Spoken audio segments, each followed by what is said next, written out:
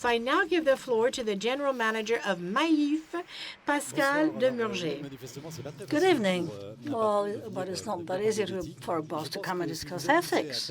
And indeed, better than coffee, worse than coffee, you have insurance, the word of insurance. Do you know what? I believe if you go and see insurance on Google, you will see that thieves is the word that will come first, thieves. Which, by the way, in a way, and very seriously, is one of the difficulties we are faced with. I would say that the managers, the leaders, are the ones who have the most powerful lever to change the world. And yet, they are the ones who are not the ones who want to use them, just because they have some sort of a responsibility, which is profitability, sustainability, survival of a company. And faced with that real life, well, of course, there is a will to commit themselves, but not always, not very precisely. I can bear witness of the fact that myself, for a very long time, I was a very sort of traditional manager, even though I do not call myself from that world. I come from a rather modest family. My parents, they didn't go to school after the age of 13. Not only do I come from this simple type of family, but even as a teenager, I did nothing at school to get out of that modest family. I was, failure at school. And I could even tell you that I was at the limit of being a delinquent, I believe. And then, well, why not? Don't repeat it, but well, when I was teenager, later, I heard one day my father discussing with a friend of my situation and what about a non-promising future. And these days, I saw the way my father was, well, not despising me, but very sad. And I started thinking, and I started saying, I have to change, totally change. And I dedicated myself to really turn myself to studies. I'm a bit of an odd animal in a way, because I come from the elite school, Bernard, but I was sort of stealing motorbikes. So at the same time, it's a bit complex. Not despite that age as a teenager, that difficult past, I started diving into that professional life. And after all, I forgot who I had been as a teenager and then becoming a very traditional manager focusing on profitability, performance, competitiveness. And by the way, I was myself some sort of a conventional leader, roughly speaking, well, just controlling, yes, which is what many of you are very probably doing in their own professional life. It is only much later. This time, I did not see the way my father looked at me. I saw my children, the way they looked at me. It made me change. I understood, discussing with them, that the world, after all, that I was contributing to make live and grow was not the world in which they wanted to live. Simply not. Gosh, I was wrong. They represent the future, not me. So why is it that I should go on building the world in which they feel they didn't want to live? I then started thinking about my life, and in a way I was re-engaging with the type of teenager I was. And I can tell you today that I know by experience that you can indeed build a company. You can build a system, a model of a company being fully committed with a sincere concern of the impact you will make on your stakeholders, on your environment, yet building an extremely high-performance company, trying to find part of that performance in its commitment. And I believe this deserves a couple of examples. First of all, what about the world of insurance, the one I live in? Well, many of you have one day or another been faced with your insurance company. Well, they systematically try to sell you something, whatever contract, whatever policy, even if you don't need one. I saw in the insurance company some people trying to sell an employment insurance policy to civil servants. Well, if you have to get a compensation, should you have a, I don't know, disaster, they are reluctant to pay something. And in fact, what is the interest of an insurance company? It is at the opposite of the interest of the person insured. Now imagine you decide to take the problem conversely. In fact, you're just throwing the table down. What are we going to do? Let's do differently. Let's do differently. With us, we ask our advisors, our marketing advisors, our sales forces, not to do forced sales, but to deliver a sincere and honest piece of advice. And by the way, to make sure that we'll not be tempted to do the opposite, we've banned all idea of a bonus, wages, commission, and fees based on the number of policies they would sell. No, we're encouraging the managers to spend more time in managing one specific dossier. And then we encourage them in delivering the best possible service, going right to the compensation phase. And if they so wish, and this is the decision in some cases, they could even go beyond the contractual obligations, beyond what is in fact anticipated by the guarantees. What does it give? What type of policy is this? Is that cost a fortune? Yes, it costs a fortune, except that in so doing, you're generating such a high level of satisfaction that it's unique on the insurance market. And thanks to that satisfaction level, we're generating, in fact, a loyalty level, customer loyalty, which is unique, totally different from what our competitors have. Meaning what?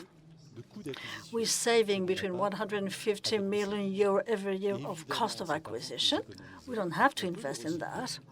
And obviously, this money that we are saving, we can recycle it. Quality of advice, quality of management, quality of compensation. This is a win-win situation on both sides, the company and the customer.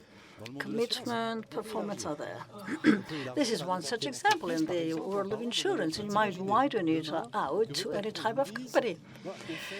Discuss management. Supposing your boss tells you, well, after all, my concern now will not be profitability. It won't be performance. No, not productivity. My concern will be each and everyone's fulfillment in the work. What are they going to do to their intent, considering that this is something honest and sincere? Well, they're going to do their best to try and improve the company's well-being, welfare of the staff, giving a meaning to their action and to their daily professional life, trying to trust them, delegating, empowering more and more.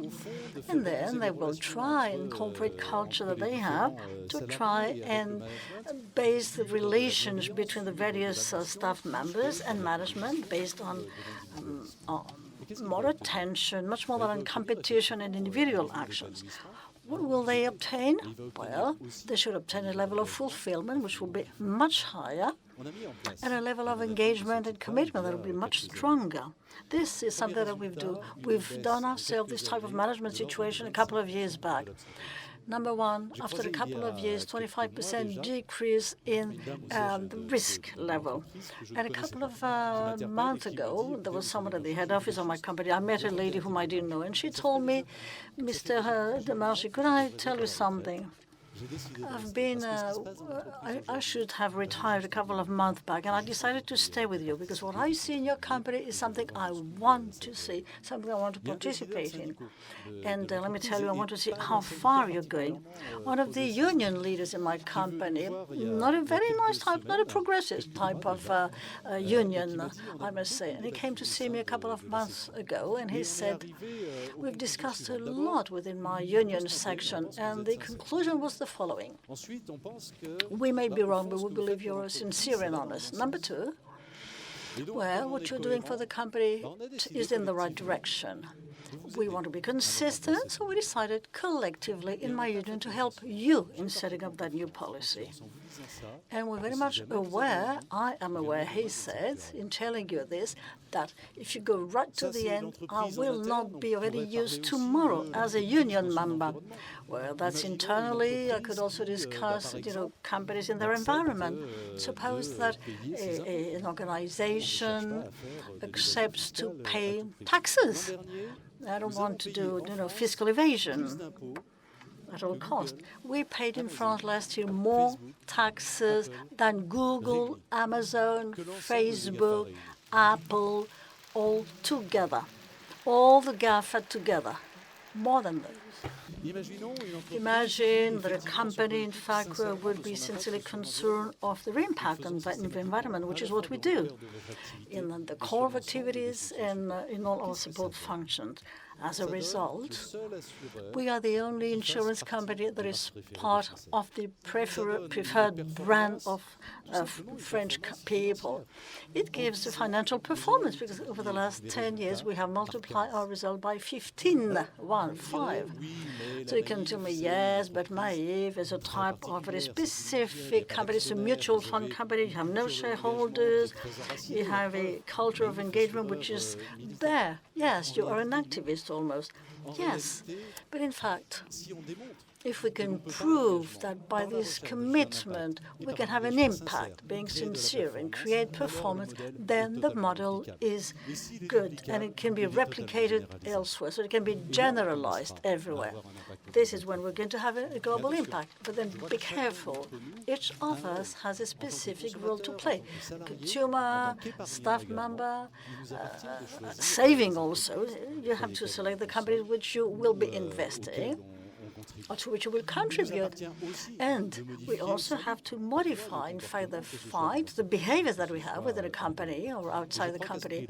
And it is, in fact, with this in mind that we shall have a real impact on the world. And in addition, and this I can bear witness, I can tell you that the day you really will all align, where you don't have a personal ambition of success, no, but more of a collective ambition to contribute to the world, then this day you will find a real fulfillment in your own life. Thank you very much.